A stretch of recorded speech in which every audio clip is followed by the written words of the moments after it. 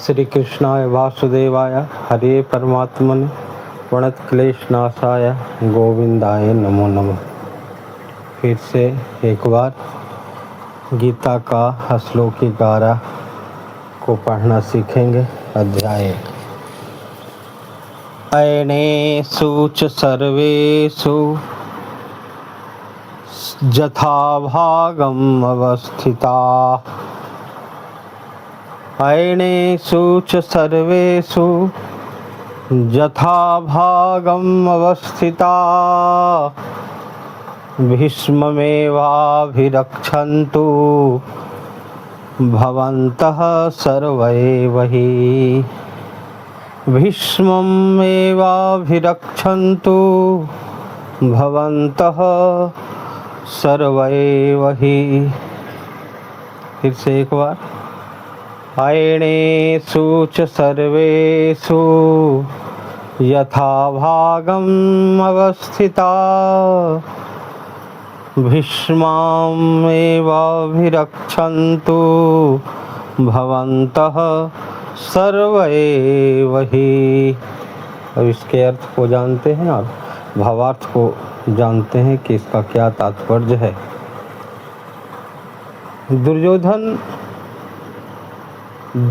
दोनों तरफ अपने पक्ष की और पांडवों के पक्ष की सेना को तुलना करने के बाद अपने सेना को पिछले श्लोक में श्रेष्ठ बतला करके फिर जो है अपनी सेना में द्रोणाचार्य आदि महारथियों जो सेना में उपस्थित हैं उन सबों को सावधान करते हुए कह रहे हैं, अयनेषु च सर्वेषु यथाभागम् अवस्थिताः, कि आप लोग जिस जिस व्यूह द्वार पर हैं अपने अपने व्यूह द्वार पर स्थित रहते हुए, अयनेषु च सर्वेषु भीष्मम् एवाभिरक्षन्तु, भीष्म पितामह की ही रक्षा करें।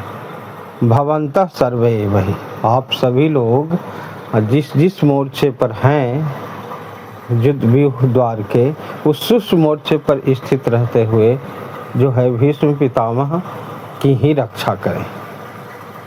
बड़ी विचित्र बात यहाँ पर सामने निकल कर के आती है। भीष्म पितामह की रक्षा दूसरे योद्धा की करने की क्या आवश्यकता है। भीष्म ऐसे योद्धा हैं जो परशुराम के भी छक्का छुड़ा देते हैं और उनके सामने कौन टिक सकता है, समर्थ हैं। तो इसका तात्पर्य ये है कि धृष्टद्युम्न के पुत्र द्रुपद के पुत्र शिखंडी पहले स्त्री थी जन्म से, फिर बाद में पुरुष हुआ। तो भीष्म पितामह ने बताया था कि मैं शिखंडी पर अस्त्र नहीं उठाऊंगा क्योंकि मैं उसे स्त्री मानता हूँ। अब मैं एक योद्धा हूँ, वीर हूँ। योद्धा और वीर को स्त्री पर अस्त्र उठाना धर्म विरुद्ध कार्य है। मैं धर्म विरुद्ध कार्य नहीं करूँगा।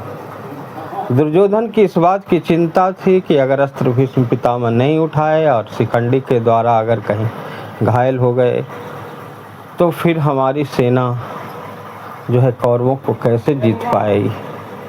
तो इसीलिए उसे ध्यान था कि भीष्म पितामह किसी भी तरह से सुरक्षित रहे, क्योंकि अगर भीष्म पितामह सुरक्षित रह गए तो फिर जो है और सभी को सुरक्षित करना उनके लिए बहुत ही आसान होगा। तो इसीलिए सभी महारथियों से द्रोणाचार्य आदि से उन्होंने निवेदन किया सावधान करते हुए कि आप लोग अपने स्थित मोर्चों पर रहते हुए यह ध्यान रखें कि शिखंडी किसी भी तरह से भीष्म पितामह तक न पहुंच पाए, और दूसरा कि शिखंडी को आप लोग मार गिराएं। तो ये महाभारत में भी दुशासन को इस तरह से सावधान दुर्योधन ने किया है। तो इसका भावार्थ ये है। तो आशा है कि आप लोग इसे पढ़ना सीखे होंगे और इसके भावार्थ को भी समझे होंगे। धन्यवाद, फिर मिलते हैं।